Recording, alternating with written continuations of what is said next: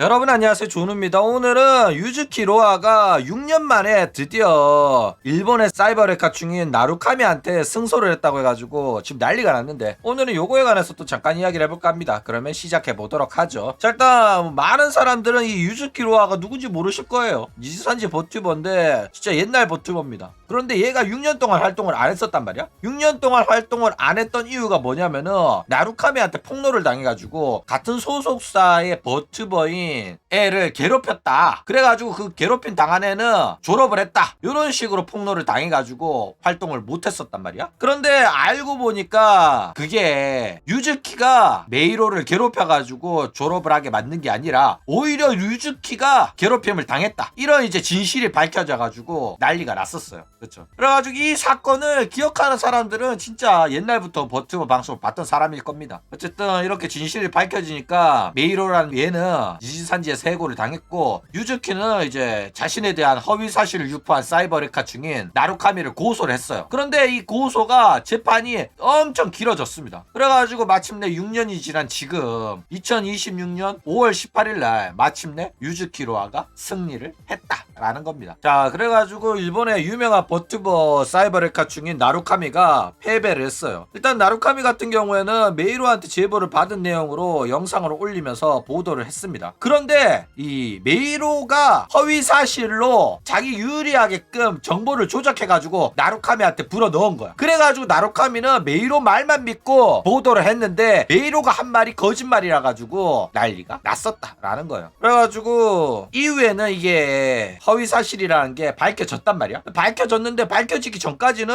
나루카미 말을 사람들이 믿었기 때문에 결국에는 많은 사람들이 로아를 욕을 했어가지고 로아가 많이 마음의 상처를 입었었다라는 거예요. 그래가지고 결국 이 유즈키 로아는 나루카미를 고소를 했고, 로아는 이제 하나로 약 2억 원의 손해배상 청구를 나루카미한테 했어요. 그런데 이제 나루카미는 법정에서 이미 자기가 허위사실 유포한 건 알아. 그래가지고 내가 말한 건 허위사실이 아니다라고 해명을 한 게 아니라, 이제 버튜버의 아내 사람이 누군지 모르니까 내가 이 버튜버에 대한 이야기를 했다고 해서 특정이 안 되기 때문에 죄가 안 된다, 요런 아가리를 털었어요. 특정성이 성립이 안 되기 때문에 버튜버는 욕해도 된다, 이런 병 같은 소문이 돌았었잖아. 그런데 그 변명이 안 통했다니까. 그 주장이 안 통했어요. 그리고 이제 나는 메이로한테 직접 설명을 들었고 증거 자료도 받았기 때문에 진짜라고 믿었기 때문에 나는 무죄다, 이런 식으로 주장을 했었는데 결국 그것도 안 통해가지고 개같이 처발려 버렸다라는 거예요. 그래가지고 결국 결과는 로아의 승리로 막을 내렸다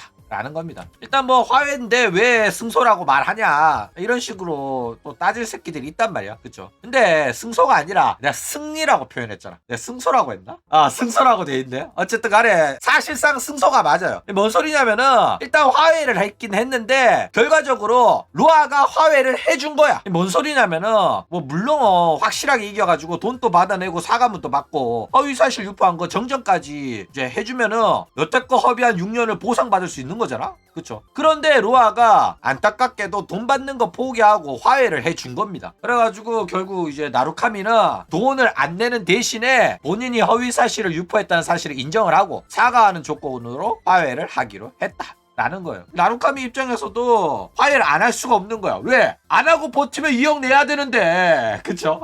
자, 그리고 이제 로아도 많이 힘들었던 것 같아요. 6년 동안. 그쵸? 그러면서 이제 하지도 않은 행동을 증명하기가 너무 어려웠다, 이런 식으로 이야기를 합니다. 그러면서 이제 로아는 SNS 같은 데서는 전혀 반론을 안 했었고 오직 법정에서만 억울함을 이제 반론을 했어요. 그러면서 이제 재판 받는 과정에서도 꾸준히 악플에 시달렸고, 이 화해를 선택한 이유에 관해서는 조금이라도 자신에게 일어난 일들을 알리기 위해서 화해를 선택을 했다고 합니다. 그런데 이제 진술서에는 20살이 되기 전에 뭐 어머니를 잃었고 경제적인 이유 때문에 대학 진학도 포기했다, 지푸라기라도 잡는 심정으로 오디션에 응모를 해가지고 2020년 6월에 채널 구독자 숫자가 30만에 달했으나 나루카미의 영상이 업로드된 후에 온갖 악플에 시달리면서 2020년 10월 21일날 활동 중단하고 그 뒤로 복귀를 못하고 있었다. 그리고 이제 PTSD, 우울증, 사회불안, 장애 진단을 받아가지고 내가 이렇게 힘들게 살고 있다, 6년이 지난 지금 또 아직까지 악플이 달리고 있다, 이런 식으로 이야기를 하면서 이제 재판을 이겼다 이겼다라는 거예요. 그렇죠. 일단 뭐 6년 동안 싸운 거는 진짜 대단한 거긴 합니다. 근데 이겼을 것 같거든 내 생각에는. 그래가지고 2억은 다 못 받겠지만은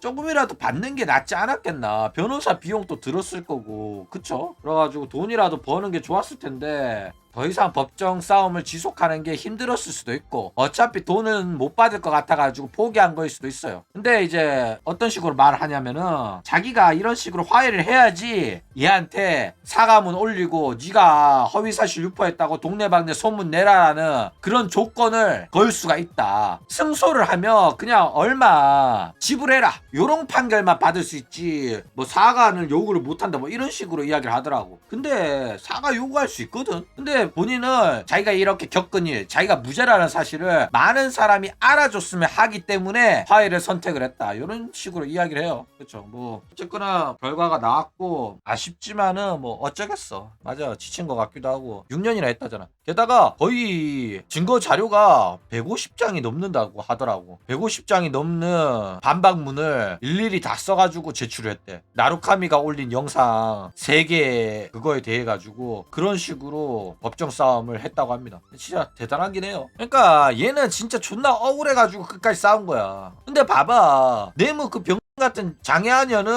고소장 써놓은 거 봐. 저 존나 대충 적었다니까. 구라를 칠 거면 좀 정성 들여서 치던가. 그쵸?